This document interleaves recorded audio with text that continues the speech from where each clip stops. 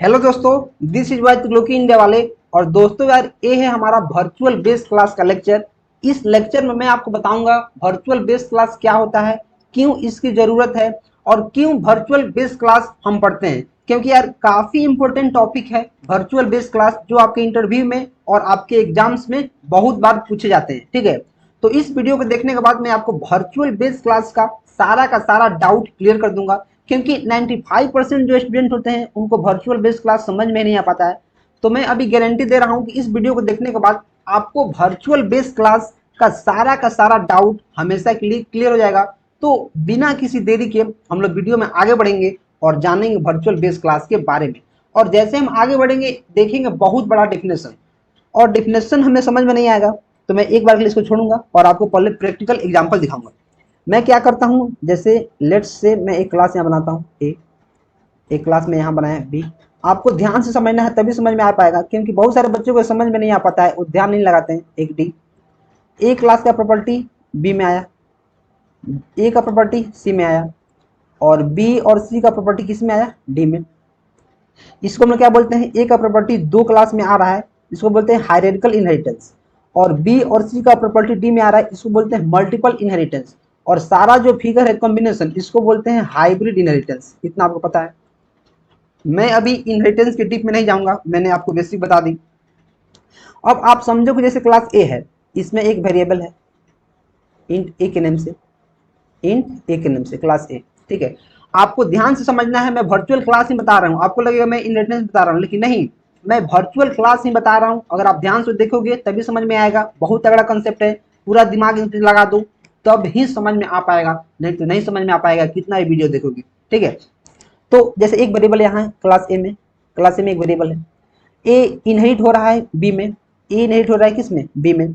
और बी और सी का प्रॉपर्टी इनहेरिट हो रहा है किस में, डी में। तो हमारा डी क्या है, एक डिराइव्ड क्लास है। अगर मैं डी का ऑब्जेक्ट बनाऊं और ए वेरिएबल को एक्सेस करना चाहूं, जैसे मैंने डी का एक क्या बनाया, ऑब्जेक्ट बनाया, और मैं चाहता हूं यहाँ ए को प्रिंट करना। जैसे मैं ए को प्रिंट करना चाहूंगा, कंपाइलर एरर दे देगा। एरर क्यों देगा भाई, क्योंकि यार कंपाइलर कंफ्यूज हो गया है कि इस ए को प्रिंट करना है या फिर इस ए को। क्योंकि ए का प्रॉपर्टी बी में आया है और बी का प्रॉपर्टी डी में आया है, तो यहाँ से यहाँ भी एक ए आ गया, और ए के से सी में आएगा, और सी से डी में भी एक ए आ गया। अब कंपाइलर कंफ्यूज हो गया कि यार किस ए को मुझे एक्सेस करना है, किस ए को मुझे प्रिंट करना है। और इसी प्रॉब्लम को हम लोग क्या बोलते हैं, एम्बिग्यूटी। इस प्रॉब्लम को क्या बोलते हैं, एम्बिग्यूटी बोलते हैं। यहाँ एम्बिग्यूटी आकर हो गया, कंपाइलर को पता ही नहीं चल पा रहा यार कि मुझे किस वेरिएबल को एक्सेस करना है। तो इस प्रॉब्लम को दूर करने के लिए हमें जो हमारा बेस क्लास है, मीन्स हमारा बेस क्लास क्या है, ए बेस क्लास क्यों है, क्योंकि इसी का प्रॉपर्टी दूसरे क्लास में इनहेरिट हो रहा था, एक क्या है, बेस क्लास है। तो इस प्रॉब्लम को दूर करने के लिए, ताकि हमें एम्बिग्यूटी नहीं मिले और हम जिस डेटा मेंबर्स या मेंबर फंक्शन को चाहें इसको एक्सेस कर ले, हमें वर्चुअल बेस क्लास का इजाद करना पड़ा।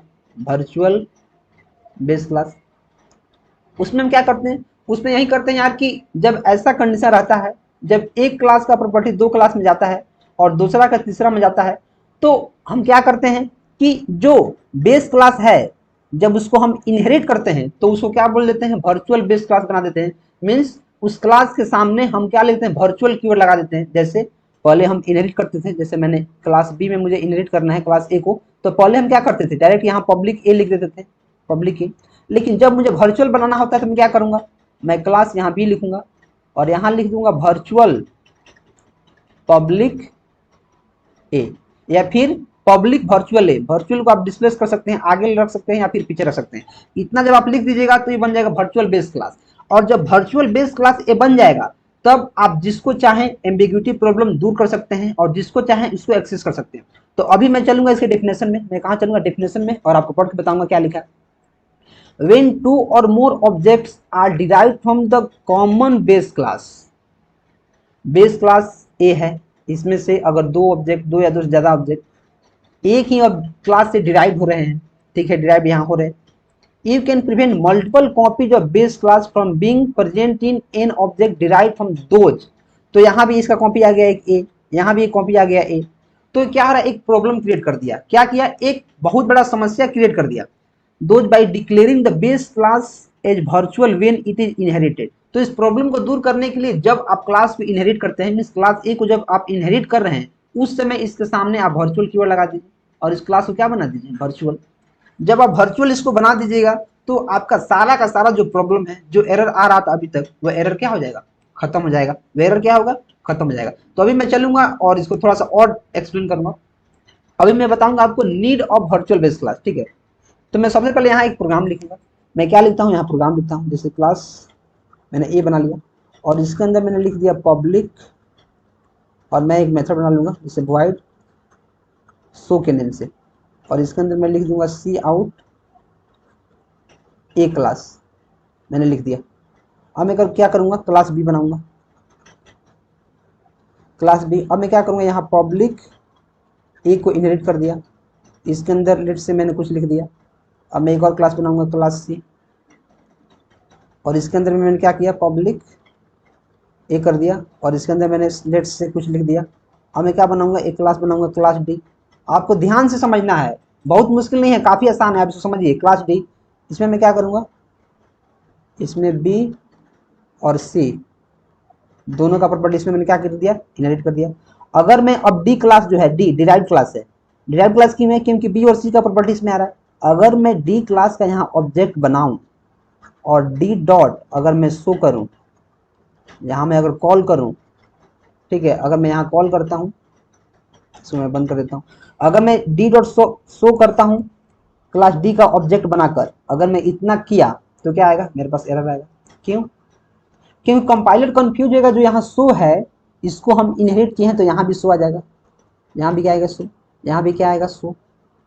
कंपाइलर कंफ्यूज हो गया कि किस क्लास के शो मेथड को कॉल करना है। कंपाइलर क्या हो गया है, कंफ्यूज, उसको पता ही नहीं चल पा रहा है कि किसको कॉल करना है। और देखिए, जो मैंने यहाँ सारा का सारा जो फॉर्मेट लिखा है, इसको आप इस तरह लिख सकते हैं, जो मैंने आपको पहले पेज में बताया है, ए बी सी और डी। देखिए, ए का प्रॉपर्टी, ए का प्रॉपर्टी किस में गया है, बी में, तो ए का प्रॉपर्टी किस में गया है, इधर बी में। फिर सी, ए का प्रॉपर्टी किस में गया है, सी में। यहाँ देखिए ए का प्रॉपर्टी सी में जा रहा है, तो ए का प्रॉपर्टी इधर किधर गया, सी में। अब देखिए क्लास डी में क्या हो रहा है, बी और सी का प्रॉपर्टी जा रहा है, तो क्लास डी ए है, बी का प्रॉपर्टी गया, डी का प्रॉपर्टी गया। तो सेम टू सेम यहीं फिगर यहाँ भी है, सेम टू सेम मैंने इसको कोड में लिखा है, समझ में आया। तो देखिए क्या हो रहा है, जैसे ही आप क्लास डी का अगर ऑब्जेक्ट बनाएंगे और इस मेंबर फंक्शन को आप कॉल करने की कोशिश करेंगे, तो आपके पास आएगा तगड़ा एरर। और इस प्रॉब्लम को हम लोग क्या बोलते हैं, एम्बिग्यूटी, एम्बिग्यूटी प्रॉब्लम। इतना समझ में आ गया, क्या हुआ, इतना समझ में आ गया। तो इसीलिए वर्चुअल बेस्ड क्लास की जरूरत पड़ी कि जैसे आप यहाँ क्या कर रहे हो, आप यहाँ इनहेरिट कर रहे हो, तो पब्लिक ए के बजाय अगर आप यहाँ वर्चुअल पब्लिक ए लिखते हो, या फिर पब्लिक वर्चुअल ए लिखते हो, वर्चुअल पब्लिक है या पब्लिक वर्चुअल है, और यहाँ भी जहाँ आप ए को इनहेरिट करो, यहाँ भी आपको लिखना है वर्चुअल पब्लिक है, तो ये जो एरर है हमेशा के लिए गायब हो जाएगा, जो एरर है खत्म हो जाएगा। इसीलिए वर्चुअल बेस्ड क्लास का इजाद हुआ। अभी आपको समझ में आया, और कोई भी डाउट है तो आपको कमेंट करना है, कोई भी डाउट है कमेंट करना है। और वीडियो पसंद आ रहा है तो प्लीज वीडियो को लाइक करते रहें, शेयर करते रहें, और चैनल को सब्सक्राइब करना काफी जरूरी है यार, क्योंकि आप हमसे जुड़ जाएंगे, ये बहुत सौभाग्य होगा मेरा। तो प्लीज चैनल को सब्सक्राइब कर लीजिए। वीडियो पसंद आ रहा है तो, कंटेंट पसंद आ रहा है तो वीडियो को लाइक करते रहिए, शेयर करते रहिए, क्योंकि यार काफी एफर्ट्स लग रहे हैं आपको समझाने में, आपके लिए वीडियो बनाने में। तो प्लीज चैनल को सब्सक्राइब करते रहें। इसीलिए हमने वर्चुअल बेस्ड क्लास क्या करते हैं, यूज करते हैं, जिससे हमारा एम्बिग्यूटी प्रॉब्लम हमेशा के लिए दूर हो जाता है। अब मैं चलूंगा अपने देव सी प्लस प्लस कंपाइलर में, और आपको वहां एक प्रोग्राम लिखूंगा, वहां बताऊंगा कि कैसे चीजें काम करती हैं, सारा का सारा डिस्क्रिप्शन में वहां बता दूंगा। कोई भी डाउट हो कमेंट करना मत भूलें, कोई डाउट हो आप कमेंट कर सकते हैं। मैं चलूंगा देव सी प्लस प्लस कंपाइलर में और वहां प्रोग्राम लिखूंगा। मैं खोल चुका हूं अपना देव सी प्लस प्लस कंपाइलर, आप भी अपना खोल लीजिए और एक साथ हम लोग शुरू करते हैं। मैं यहाँ लिखूंगा क्या, वर्चुअल बेस्ड क्लास। मैं पहले हेडिंग देता हूँ ताकि मुझे पता चल पाए मैं क्या लिख रहा हूँ, वर्चुअल बेस्ड क्लास मैं यहाँ लिख दिया। अब मैं क्या करूंगा, basic structure of C plus plus लिखूंगा। उससे पहले मैं थोड़ा सा फॉन्ट साइज बड़ा कर लूंगा ताकि आपको काफ़ी चीज़ें जो हैं आसानी से दिखे और आपको मज़ा भी आते रहे। तो मैं कहूँगा आप मेरे साथ कोडिंग करो, क्योंकि यही एक बेस्ट प्रैक्टिस है किसी भी कोडिंग को सीखने का, कि आप साथ में प्रैक्टिस करते रहें। अगर साथ में आप नहीं करेंगे तो फिर बहुत सारी चीज़ों को आप ऐसे ही मिस कर देंगे, जहाँ तक ऐसे मुझे लगता है। और मैं यहाँ लिखूंगा इंट मेन, और मैं रिटर्न जीरो यहीं पे लिखूंगा, क्योंकि यही एक बेस्ट प्रैक्टिस है किसी भी प्रोग्रामिंग को सीखने का और एक अच्छा प्रोग्रामर का, मैं इतना लिख दिया हूँ। अब लिखने के बाद मैं क्लास बनाना शुरू करूँगा। मैं क्या करूँगा, एक क्लास बनाऊंगा जिसका नाम मैं ए रखूँगा। मैंने ए रख दिया। वैसे ही मैं नीचे जाऊँगा और एक और क्लास बनाऊँगा। क्लास में इसका नाम बी रख दिया। मैं पहले 4 क्लास बना लेता हूँ, फिर मैं आपको बताता हूँ। मैं जाऊँगा, फिर एक क्लास सी रखूँगा, क्लास सी। फिर मैं क्या नीचे जाऊँगा और क्या रखूँगा, एक क्लास डी बनाऊँगा। क्लास डी बना लिया मैंने। अब मैं क्या करूँगा, इसको इनहेरिट करूँगा। क्लास ए को पहले इनहेरिट करूँगा। तो मैं यहाँ क्या लिखूँगा, यहाँ जाऊँगा और लिखूँगा पहले पब्लिक बी। पहले मैं प्रॉब्लम क्रिएट करके दिखाता हूँ एम्बिग्यूटी कैसे होता है, और इसमें पब्लिक ए लिख दूँगा। सेम टू सेम मैं यहीं क्या करूँगा, यहाँ कॉपी करूँगा और मैं इसको कॉपी कर लेता हूँ। थोड़ा सा वक्त लग रहा है, अब एक कॉपी हो जाए यार। Ctrl+C मैंने कॉपी किया। मैं यहाँ जाऊँगा और क्या करूँगा, Ctrl+V करूँगा। Ctrl+V कर दिया। अब मुझे क्या करना है, बी और सी का प्रॉपर्टी डी में इनहेरिट करना है। तो मैं क्या करूँगा, यहाँ लिखूँगा पब्लिक बी कॉमा पब्लिक क्या, पब्लिक सी। मैं इतना लिख दिया। इतना लिखने के बाद मैं क्या करूँगा, क्लास ए के अंदर एक पब्लिक मेथड बनाऊँगा। मैं लिखूँगा पब्लिक, और इसके अंदर मैं मेथड बनाऊँगा शो नेम से। और शो के नेम से पहले मुझे एक रिटर्न टाइप देना पड़ता है, जो काफ़ी ज़रूरी है। वर्ड शो लिख दिया और आऊँगा, इसके नीचे लिखूँगा क्या, सी आउट ए क्लास। इतना मैंने लिख दिया क्लास। इधर जाऊँगा बाहर और मैं एंडर लिखूँगा, क्योंकि यार प्रोग्राम का बेसिक स्ट्रक्चर इसको सीखना काफ़ी जरूरी है। इतना मैंने लिख दिया। क्लास बी लिख दिया, क्लास सी लिख दिया, क्लास डी में कुछ कर दिया। ठीक है, इतना करने के बाद मैं जाऊँगा मेन फंक्शन में। थोड़ा सा फॉन्ट साइज में कर लूँगा छोटा, ताकि आपको दिखें चीज़ें। और यहाँ मैं क्या करूँगा, क्लास डी का ऑब्जेक्ट बनाऊँगा। तो लिखूँगा क्लास डी और एक ऑब्जेक्ट डी, और जैसे ही मैं डी डॉट क्या करूँगा, शो करूँगा, शो।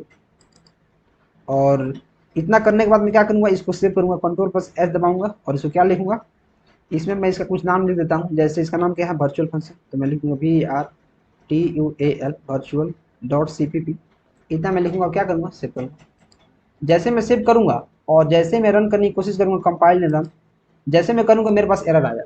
एरर क्या है, नीचे देखना है, in function int main request for member show is ambiguous हो गया है। क्यों, क्योंकि यार कंपाइलर कंफ्यूज हो गया। जो शो फंक्शन है इसको हमने, जो शो फंक्शन है उसको हमने बी के थ्रू डी में इनिशियलाइज किया है। जो शो फंक्शन है उसको मैंने सी के थ्रू डी में क्या किया है, पास किया है। तो कंफ्यूज हो गया कि किस शो को हमें कॉल करना है। जो शो आ रहा है वो किस शो को कॉल करना मुझे समझ में नहीं आ रहा है। कंपाइलर क्या हो गया, कंफ्यूज हो गया। कंपाइलर क्या हो गया, कंफ्यूज हो गया कि जो बी के थ्रू आया है, जैसे यहाँ चलेंगे, मैं यहाँ चलूंगा और दिखाऊंगा आपको। कंपाइलर कंफ्यूज हो गया कि जो ए के थ्रू यहाँ बी के थ्रू जो आया है डी में, या फिर ए से सी और सी के थ्रू जो आया है डी में, जो शो फंक्शन, मुझे किसको कॉल करना है भाई, मुझे तो पता नहीं चल पा रहा है। मुझे पता नहीं चल पा रहा है किसको कॉल करना है। तो कंपाइलर क्या हो गया, कंफ्यूज हो गया। कंपाइलर क्या हो गया, कंफ्यूज। तो अब मैं क्या करूंगा, इसको भगाऊंगा, और जहां जहां ये पब्लिक है इसको मैं क्या लिख दूंगा, इसके सामने मैं वर्चुअल लगा दूंगा। पब्लिक आप बाद भी लगा सकते हैं और पब्लिक के पहले भी लगा सकते हैं। आप यहाँ वर्चुअल लगा दीजिए, वर्चुअल। एक में मैं बाद में लगा देता हूँ, दूसरे में मैं पहले लगा देता हूँ, VIRTUAL वर्चुअल। मैंने लगा दिया। अब मैं Ctrl+S करूँगा। जैसे ही मैं Ctrl+S करूँगा मेरा सिस्टम थोड़ा सा हैंग करने लगा, तो आप थोड़ा सा एडजस्ट करना। ठीक है, सिस्टम हैंग कर रहा है, मुझे पता नहीं क्यों हैंग कर रहा है। मैं इसको एक बार भगाता हूँ, और भगाने के बाद मैं फिर से ओपन करता हूँ। मैं चलूँगा फिर से और ओपन करूँगा, यहाँ जाऊँगा और देव C++ ओपन करूँगा। पता नहीं क्यों हैंग कर रहा है जब मैं प्रोग्राम बना रहा हूँ तो। और मैं फाइल में जाऊँगा और ओपन करूँगा इसको। ओपन करने के बाद मैं किस नाम से रखा हूँ, इसको वर्चुअल नेम से रखा हूँ, virtual.cpp। मैं इसको ओपन करूँगा, और ओपन करने के बाद मैंने इस यहाँ क्या कर लिया है, मैंने यहाँ वर्चुअल लगा दिया। पब्लिक वर्चुअल लगा सकते हैं या फिर वर्चुअल पब्लिक लगा सकते हैं, इसमें कोई बात नहीं। अब मैं क्या करूँगा, इसे रन करूँगा, और जैसे ही मैं रन करूँगा तो मुझे एक क्लास दिख गया। मुझे क्या दिख गया, एक क्लास। अब कंपाइलर कंफ्यूज नहीं हो रहा, अब कंफ्यूज नहीं हो रहा है वो। ठीक है, अब उसने कॉल कर दिया। तो यही है वर्चुअल फंक्शन। इसके रिगार्डिंग कोई भी डाउट है, वर्चुअल, इसको वर्चुअल बेस क्लास बोलते हैं। इसके रिगार्डिंग कोई भी डाउट है तो आप कमेंट कर सकते हैं। मुझे नहीं लगता है कोई डाउट होगा, क्योंकि यार मैंने काफ़ी अच्छा से, काफ़ी बारीकी से चीज़ों को आपको एक्सप्लेन किया। कोई भी डाउट है तो आप क्या करना है, कमेंट करना है। कोई भी डाउट है क्या करना है, कमेंट करना है। और वीडियो पसंद आ रहा है तो वीडियो को लाइक करना है, और चैनल को सब्सक्राइब करना बहुत जरूरी है। तो आप प्लीज चैनल को सब्सक्राइब कर लीजिए और अपने दोस्तों में शेयर करते रहिए, ताकि आपके साथ वो भी एक लेवल पर पहुंच पाए, एक अच्छा कंटेंट को ग्रैब कर पाए और उसको भी मजा आ पाए। ठीक है, तो मिलते हैं अगले वीडियो में। Till then keep supporting and keep exploring.